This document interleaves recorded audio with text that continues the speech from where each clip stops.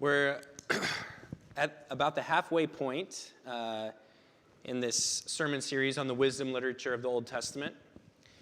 It's called Wisdom, How to Be Human.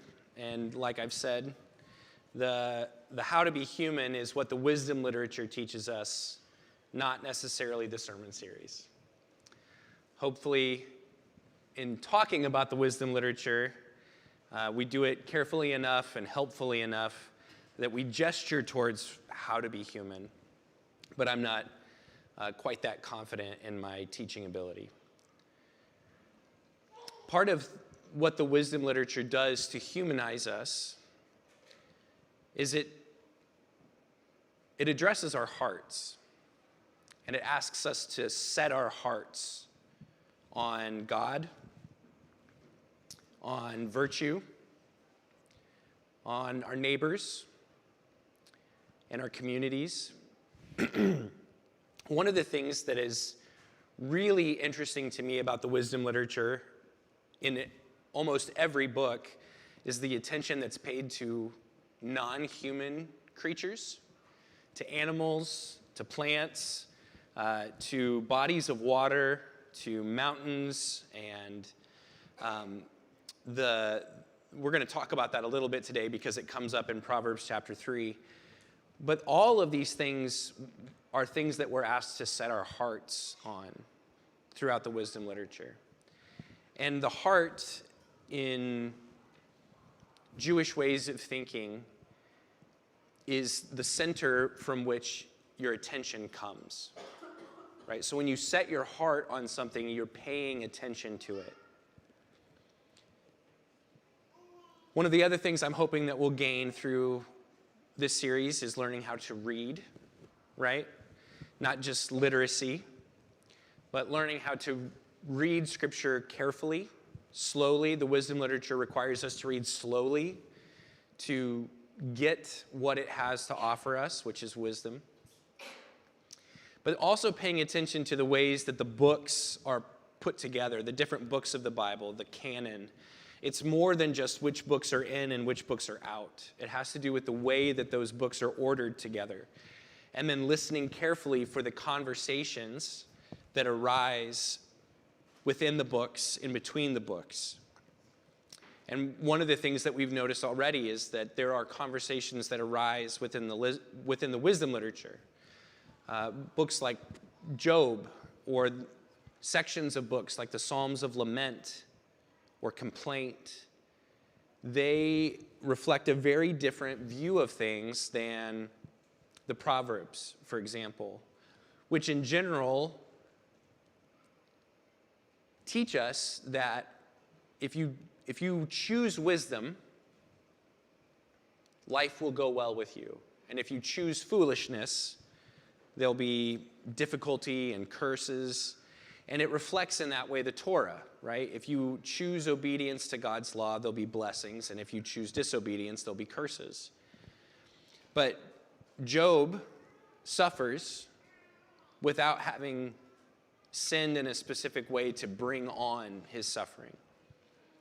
The Psalms of Lament give voice to the fact that even sometimes when we are seeking to obey God, when we're seeking to honor God, that things still can fall apart in our lives. And we cry out to God asking sometimes why, but usually more often, how long until you fix this, God? So these are some of the conversations we're learning to pay attention to, and my hope is that by getting some practice in this sermon series, you'll be able to take some of these skills and ideas with you to your own reading of Scripture, and you'll be able to learn to read slowly and to listen carefully for the many ways that God seeks to speak to us through Scripture. Proverbs is a tricky one to situate within the canon and to read canonically.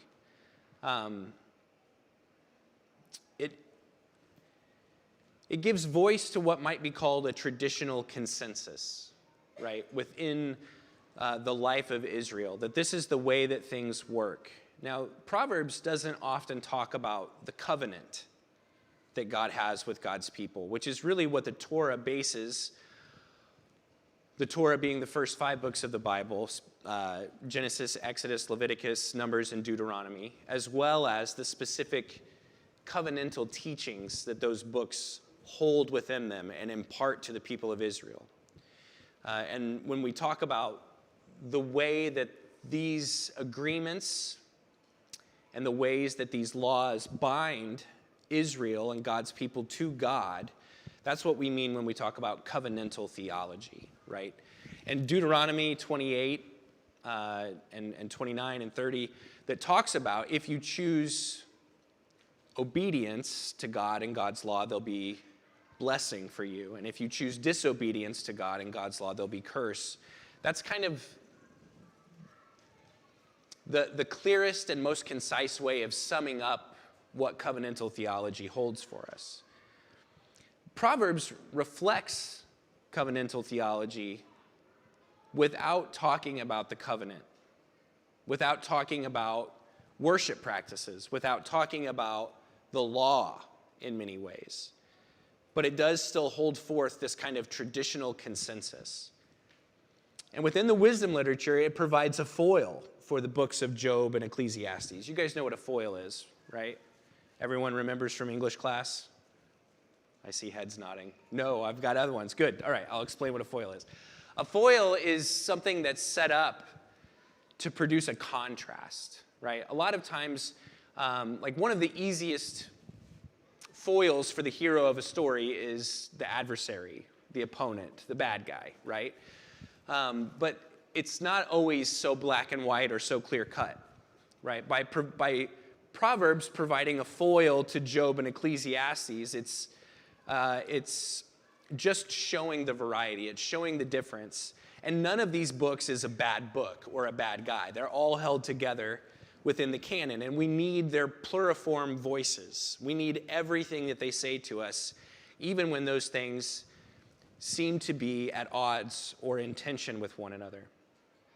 For there to be a foil to Proverbs in the book of Job and in the book of Ecclesiastes, for there to be a foil to the book of Job and the book of Ecclesiastes in the book of Proverbs, means that there's room for all of these teachings and all of these experiences, not just in the canon, but also within the life of God's people. Which I think is important to just kind of take a moment and let that sit. That there's room for the way that things should be, right? That kind of traditional consensus that says if we listen and we choose wisdom, that things will go well for us. But that there's also room for unexplained things, things that are too high and too lofty for us, things that because we weren't there when God was establishing the foundations of the deep, we are unable to see the connections between. Now, I want to be really careful. I don't necessarily subscribe to everything happens for a reason theology.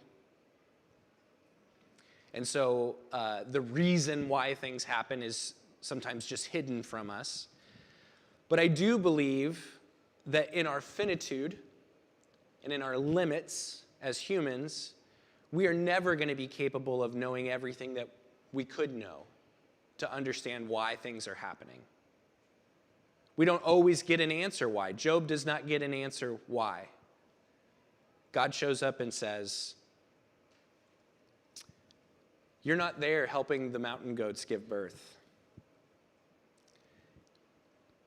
You didn't create the strength of the horse or its speed. You're not the one that set the stars in the sky and gave shapes to them and helps them navigate their way through the heavens. There's just some things that you don't know." And Ecclesiastes is a book that's not so much about God's sovereignty and transcendence, but it is a book that says, you know, we're going to hear about this next week. I guess what I would say is if there is a cynical book of the Bible, it would be the book of Ecclesiastes. A book that says sometimes things just go wrong, and we don't know why. And sometimes you can do everything right, and you still don't get what you want. And lots of people have tried before you, and they've written a lot of books about it. And there's no way you could ever read them all. But even if you could, you still wouldn't have the answers. And after the week that I've had personally, I don't know what kind of week that you've had, it feels important to me for there to be room for all of that, not just in our scriptures, but because it's in our scriptures, for all of that in our life together. Canonically, Proverbs follows Psalms. And Psalms is made up of prayers and songs and praise. And it comes before Ecclesiastes, which is kind of like, again, if there were a book of the Bible that were a witty essay in a literary magazine, it would be the book of Ecclesiastes. And Proverbs falls in between them. And it's bookended by poetry, right? Chapters 1 through 9 of Proverbs and chapters 30 and 31 are long poems that help us transition, I think, really, in and out of Psalms and Ecclesiastes. But the largest part of the book are chapters 10 through 29, which are these sentences and teachings, these kind of pithy 1- and 2-liners that gather up conventional wisdom from the day and offer us something to think about, offer us some teachings to follow. Where do they come from? Right? Where do these teachings in the book of Proverbs come from? Old Testament scholar Walter Brueggemann suggests that it comes from a large collection of places.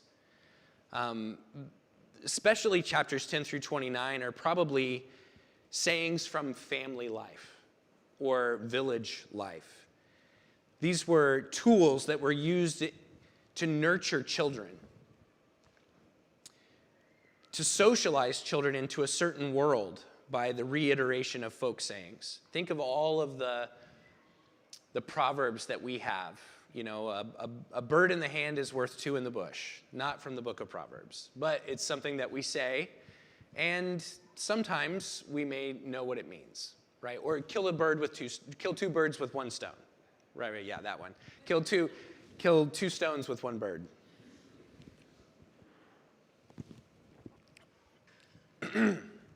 There are lots of other sayings, 6 one way, half dozen the other. These are all sayings that we have that we don't use as often as we used to, perhaps, but they get said around young people.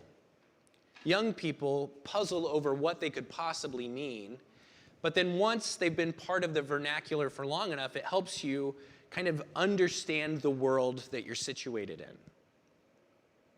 Another place some of these teachings could have come from are from schools.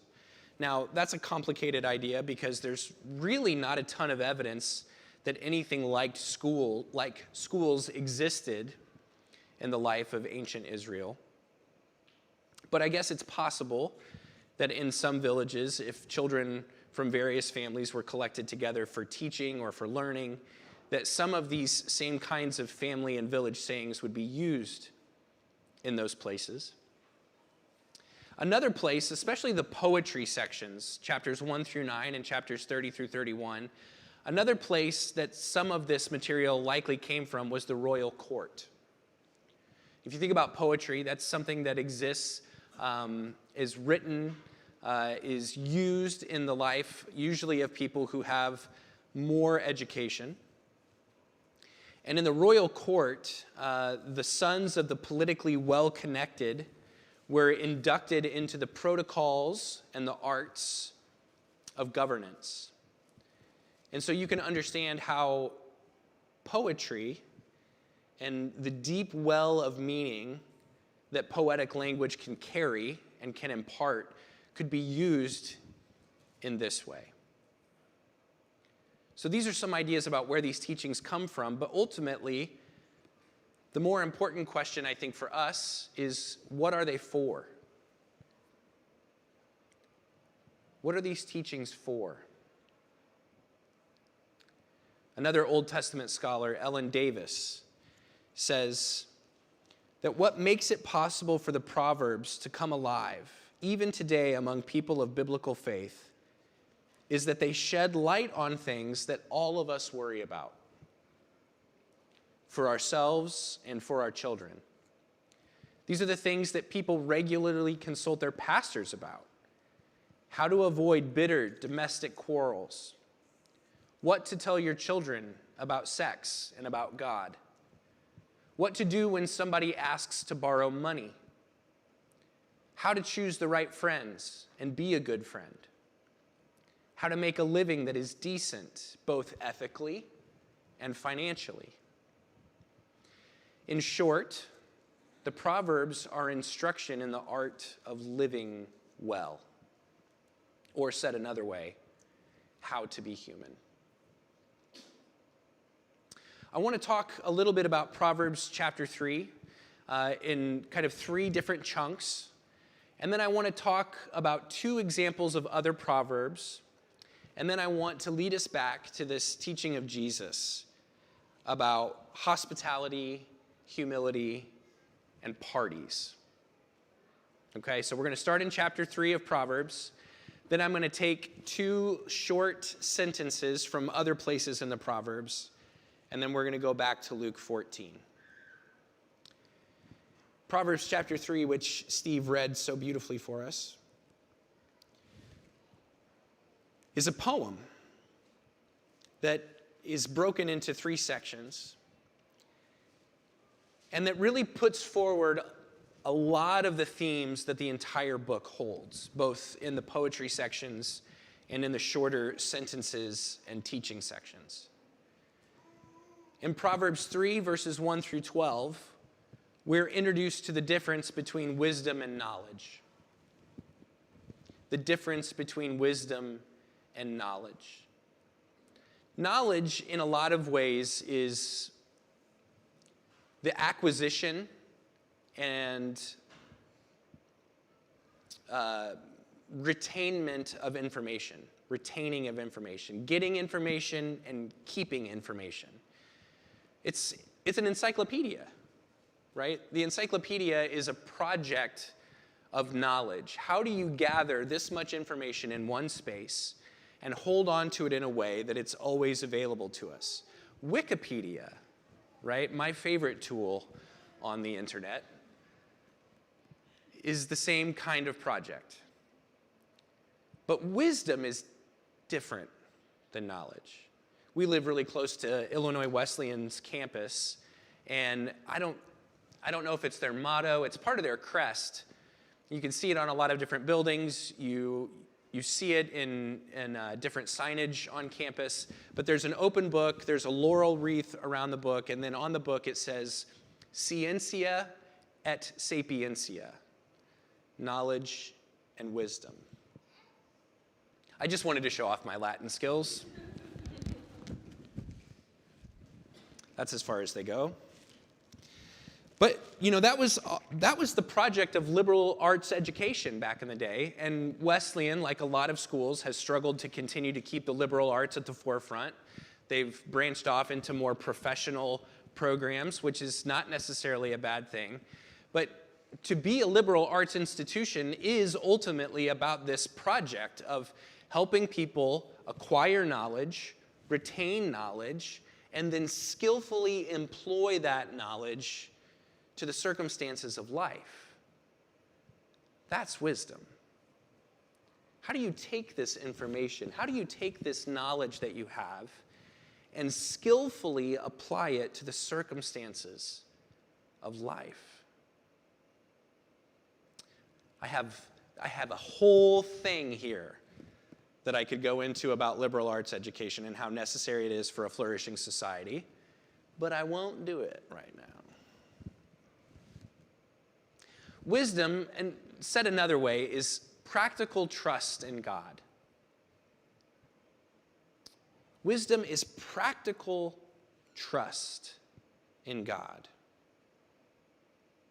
My son, do not forget my teaching, the poet writes, but let your heart keep my commandments. For length of days and years of life and peace they will add to you.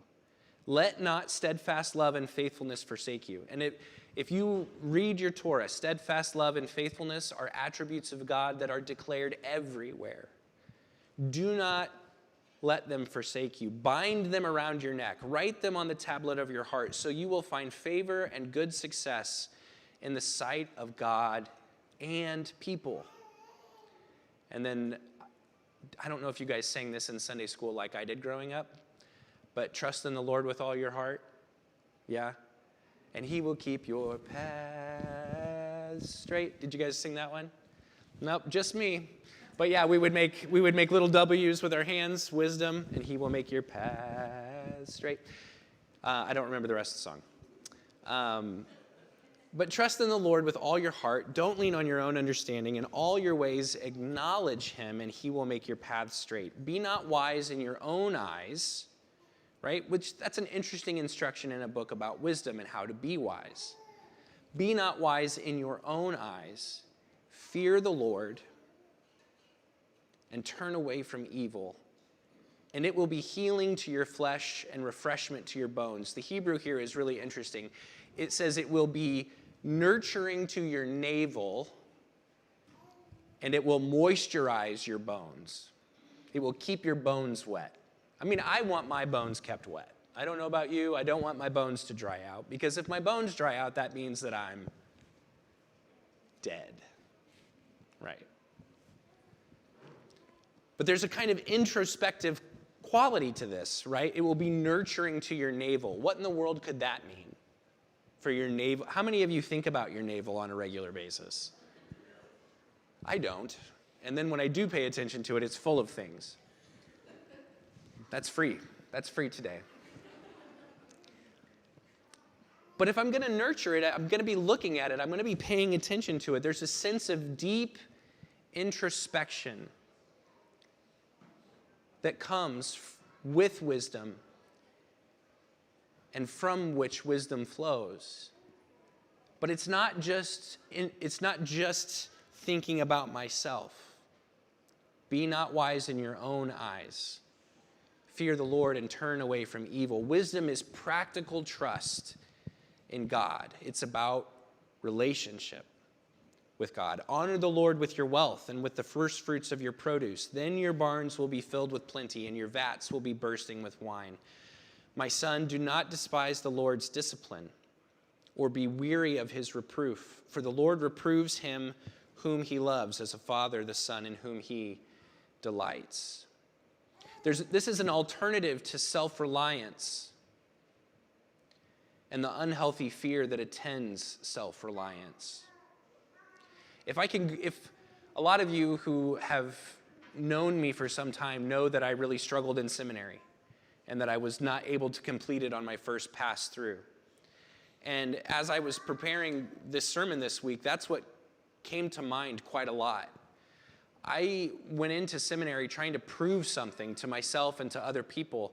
And so I went in relying on myself, and that engendered in me a lot of really unhealthy fear, which I think gained control of the situation and forced me into a lot of difficulty that I may not have had otherwise.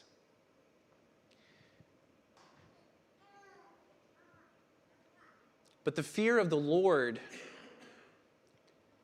is the alternative to this kind of self-reliance and the anxiety and worry and fear that comes with it when we are convinced that we have to figure it all out, that we have to do it all ourselves, and that we have to make our life turn out the way that we think it should.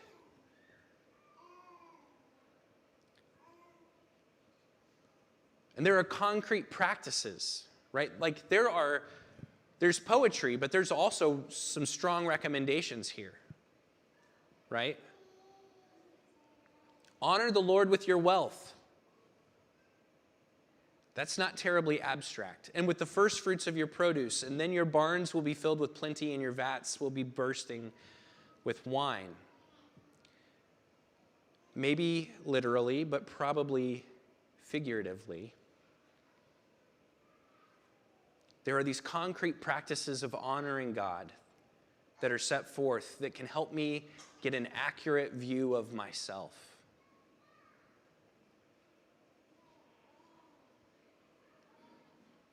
That can put me in a position to fear the Lord.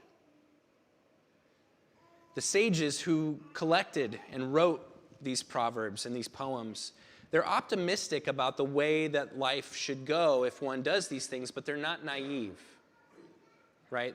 They end this section of the poem with an instruction not to despise the Lord's discipline or to be weary of his reproof. The Hebrew word for discipline shows up over and over and over and over again in the book of Proverbs.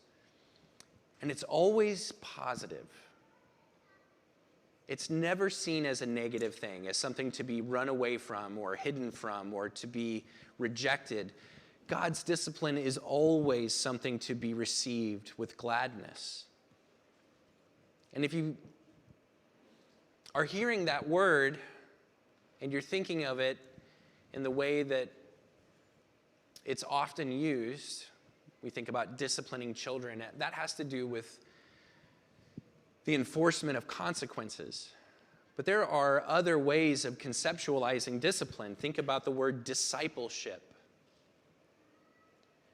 The same root word between discipline and discipleship. This has to do with learning. It has to do, the discipline, think about anything that you want to learn how to do well.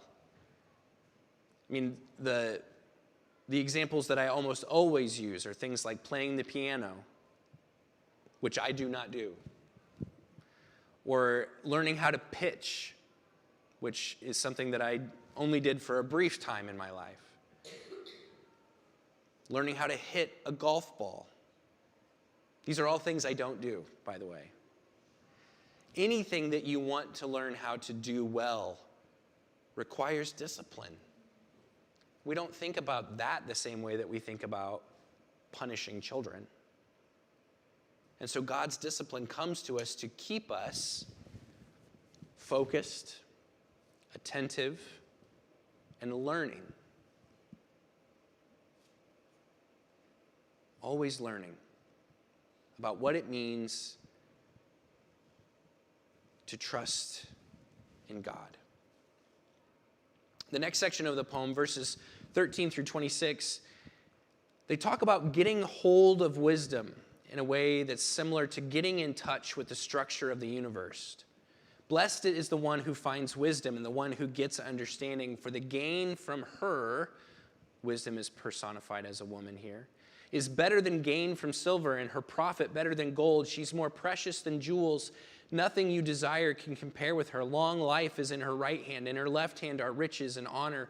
Her ways are ways of pleasantness, and all her paths are peace. She is a tree of life to those who lay hold of her. Those who hold her fast are called blessed. The Lord by wisdom founded the earth. By understanding he established the heavens.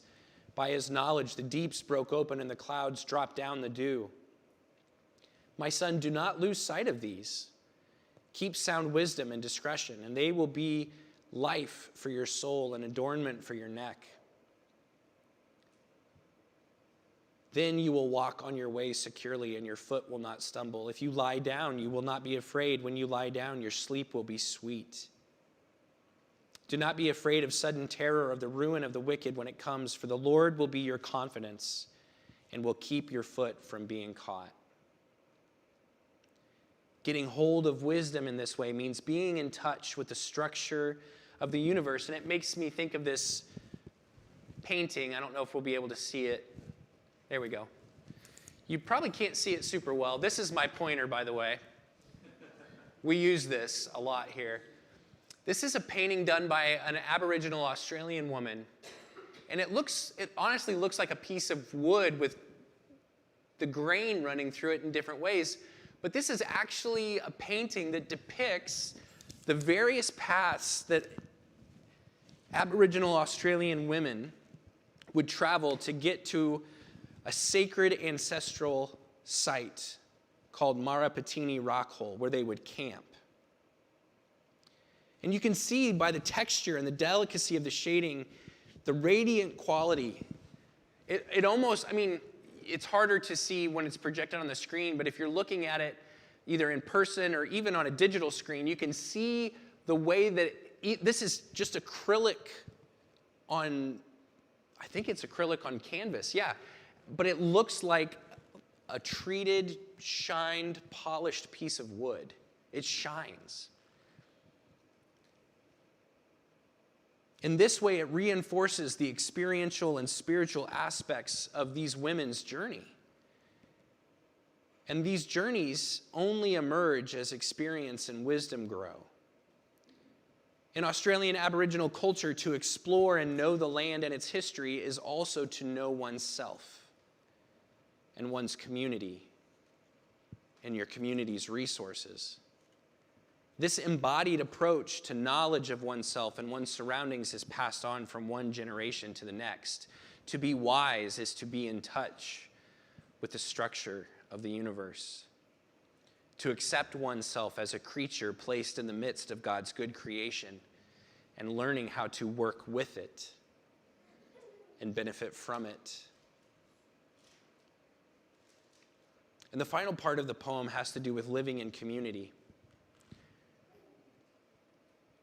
Do not withhold good from those to whom it is due when it is in your power to do it. Notice that it doesn't qualify who deserves that good. Just that you shouldn't withhold it when it's in your power to do it. Don't say to your neighbor, "Go and come again, tomorrow I will give it," when you have it with you today. Do not plan evil against your neighbor who dwells trustingly beside you. Do not contend with a man for no reason when he's done you no harm. Do not envy a man of violence, and do not choose any of his ways, for the devious person is an abomination to the Lord, but the upright are in his confidence. The Lord's curse is on the house of the wicked, but he blesses the dwelling of the righteous. Toward the scorners he is scornful, but to the humble he gives favor.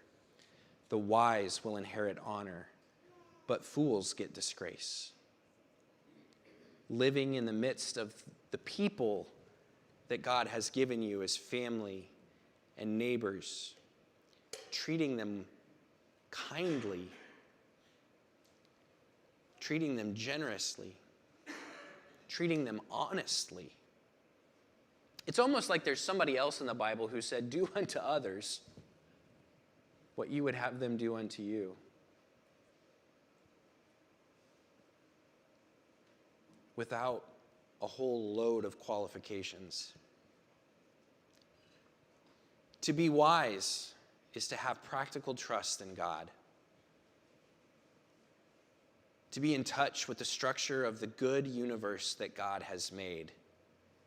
And to live humbly, truthfully, and generously among the people that God has placed you. This is what it means to be wise. This is what the book of Proverbs is all about. This is what it means to truly be human. I want to give you two more examples from the book of Proverbs of the way that we normally think about Proverbs. The first one is a really famous one. And I'm not going to do like a whole explanation of either of these Proverbs, but what I want to do is give you a sense, a very brief sense, of the way that the meaning of these Proverbs is flexible, and also that the longer that you sit with it, the more it will give to you. So the first one is actually, this is kind of risky, but I'm going to go ahead and try it anyway, okay? The first one comes from Proverbs 22:6. Train up a child in the way he should go. Even when he is old, he will not depart from it. And I want to ask just one question about this proverb. Is it a present command? It's often how we read it. Train up a child in the way he should go, and when he's old, he will not depart from it. Is it a present command, or is it a wistful reflection? Is this someone giving you advice on how to raise your kids, or is this someone reflecting back on their own experience of raising kids and thinking about the way things turned out not exactly how I thought they would?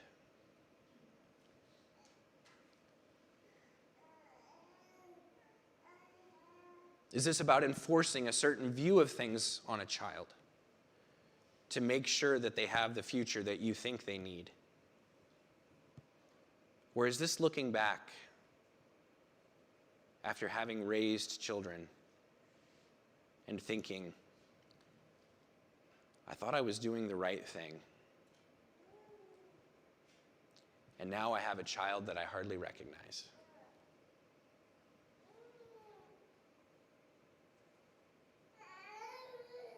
I don't think it's clear. And the language of the Proverbs is incredibly complex Hebrew. It does not lend itself to simple translation and interpretation. Here's another one. This is one that I think everyone will appreciate and maybe will be a little less pointed. Proverbs 26, verses 4 and 5. Answer not a fool, according to his folly, lest you be like him yourself. Answer a fool according to his folly, lest he be wise in his own eyes. Well, what am I supposed to do here? Answer not a fool according to his folly, lest you be like him yourself. Answer a fool according to his folly, lest he be wise in his own eyes. It's paradoxical. It's context specific. It requires a lot of chewing in order to get all of the flavor out of it.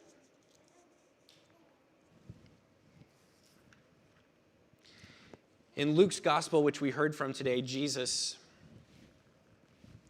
is teaching at a party. He's at a dinner at the house of a ruler of the Pharisees. And you can imagine a ruler of the Pharisees is an important person in the life of the community. This is the kind of party that you would like to be at. And so you can imagine the people there jockeying for position, trying to find a place of honor so that you get noticed at this noticeable event. But Jesus says to them, when you're invited by someone to a wedding feast, do not sit down in a place of honor in case someone more distinguished than yourself is invited, and the person who invited you both makes you give up your seat so that this other more important person can sit there. Then you'll be shamed. But when you're invited, go and sit in the lowest place, so that when your host comes up, he may say to you, friend, move up higher. And then you'll be honored in the presence of all who sit at table with you. For everyone who exalts himself will be humbled, and he who humbles himself will be exalted. Jesus offers this teaching not just as advice for making friends and influencing people.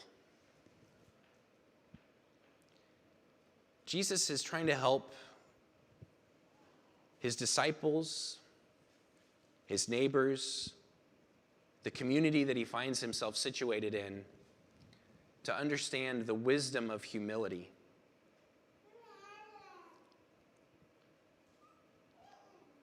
What was it that Proverbs 3 said?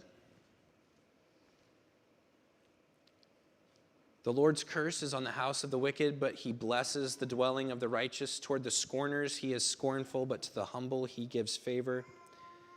The wise will inherit honor, but fools will get disgrace.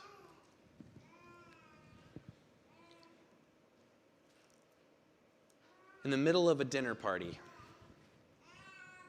in a neighborhood, among people who have lived their lives in one another's presence, probably for generations,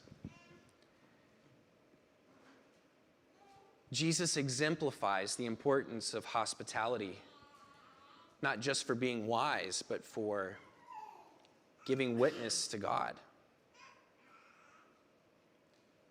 He introduces the paradoxical consequences of being humble. And he points forward to a day at another party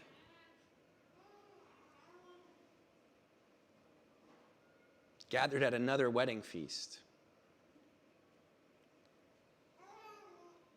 when those who have been humbled in this life will be exalted. Where does this teaching come from? Well, in one sense, it probably comes from someone whose mom and stepdad, guardian, if you will, whose siblings or cousins, whose aunts and uncles, whose neighbors had these proverbs on their lips all the time, saying them to one another, speaking them to one another, thinking over them as they were trying to make decisions about what to do and when to do it and how to do it.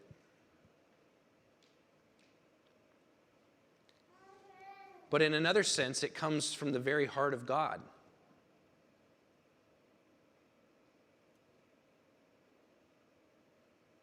This wisdom, this teaching. And if it comes from the very heart of God, then that gives us a really big clue about what it's for.